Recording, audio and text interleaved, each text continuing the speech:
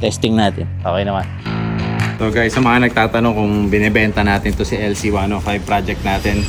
So guys, dumating na yung mga restored interior pieces ni LC105. So back to fabric na siya at ito na yung naging result.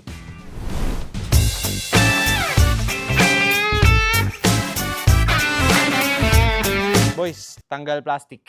Unahin mo itong upuan. Ingatan mo, baka lumusot. Habang nagtatanggal sila, ito yung mga suspension parts na na-restore ni Tito. So ito, nilinisan lang yan. Ito, pininturahan lang yung sa may coil niya. Then the rest yan, paint. So yan na kasi yung mga hindi na natin papadamay sa paint shop. Kasi syempre gusto natin mas mabilis. Ayoko nang pabaklas lahat. Yung nut and bolt restoration, siguro doon yun sa mga gustong perfect yung kotse. So hindi yun yung goal natin. Ang goal natin is mabalik siya sa OEM condition na magagamit natin fresh. Tapos back to almost original and brand new. Parang ganun. Brand new. Sige, lapag mga dito. Fabric na siya.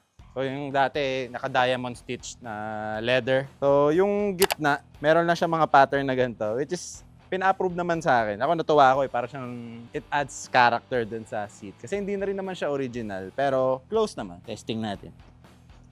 Okay naman. Yeah, I think pagka nakabit siya sa sa LC natin, nagmumukha siyang okay. Kasi syempre ngayon kalas-kalas pa. Upuan pa lang siya. So mukha siyang basic. Kapag nakakabit siya doon, yeah, I think good siya. So ito yung third row seat niya. Ayan.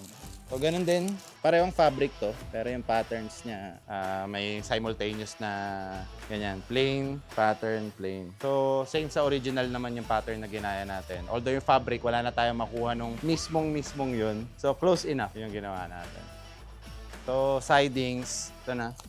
Ito lang naman pinalitan ni Jake dyan, yung ito. So overall, goods naman siya. Kailangan na lang linisin yung mga rug. So itong carpet niya, so pinag-iisipan natin kung papalitan natin siya kasi ano na rin, may mga mancha na, gustado na rin. So I think ito, due na rin siya para palitan. Kasi trinay natin laban para makatipid konti. Pero wala, I think mas better na palitan na lang natin ng bago katulad ng ginawa natin dun sa 80. Kakabit na natin itong mga suspension parts. Itong interior baka hindi muna. Tinignan lang natin ang itsura. Kasi papadala na rin natin siya sa paint baka this coming week. Yun yung past na look niya, yung facelifted. So may naghahanap niya, bibenta natin yung set. So, pag natapos natin yung project, lalagay natin doon yung cost, pati yung mga nabenta natin parts, bawas natin doon sa cost para makita natin yung magkano inabot yung total ng build natin. Medyo na-excite ako ikabit. Subukan ko munang i-mount kay Tito lahat ng interior natin para makita natin yung magiging itsura niya. So, pakabit muna natin. Pero itong manibela pala sa shift boot, hindi pa to final kasi walang makita nung tamang kulay. So, for the meantime, para lang magamit, ilagyan muna ni Jake ng ayan, ng balat yung manibela. Pero hindi pa ito yun. Kasi ang layo ng kulay. Gusto ko medyo hawig dito yung kulay niya. Mas wala daw siya makitang kulay. Para mabuo lang siya, makakita na natin. Tapos madala natin sa paint shop. Kasi gusto ko na rin masimulan sana yung paint. So bubuin na ni Tito yung suspension, interior. Kasi siguro yung check na natin yung overall ng kotse pagkatapos. So guys, sa mga nagtatanong kung binebenta natin to si LC105 project natin, hindi. So ilan na yung nag-offer? Parang 3 na, 4 na sila. Binibili sa akin kahit as is, wag na daw tapusin. So hindi.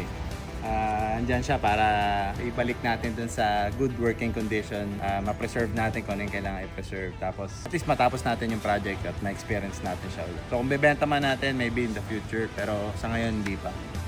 Napakahirap maghanap ng LC105, lalo na yung Urig left hand drive na Dubai. Kasi isa yun sa mga nagustuhan ko dito kasi ayoko ng converted na auto. So Urig left hand drive to kaya mahirap ibenta. Panghinayang. So yun, itong pangilalim dito sa side na to nakabit na ni Tito. Makikita niya parang ginawa niyang bago sa pininturahan niya. So mechanic ko na, pintor pa. Lupit. Tapos Capital Customs. Enteng Works. Ito yung suspension, coil, brakes, nilinis lahat saka pininturahan ni Tito. Para fresh na siya. Yung sa katawan, di na tayo yun. Di na si Tito yun. So, babalik natin dun sa gumawa ng LC80 natin. O siya na bahala buo ng ano, na nito. So, lahat na naman to, wala naman siyang magiging malaking problema. So, excited na ako sa final product ng LC105 project natin. Go!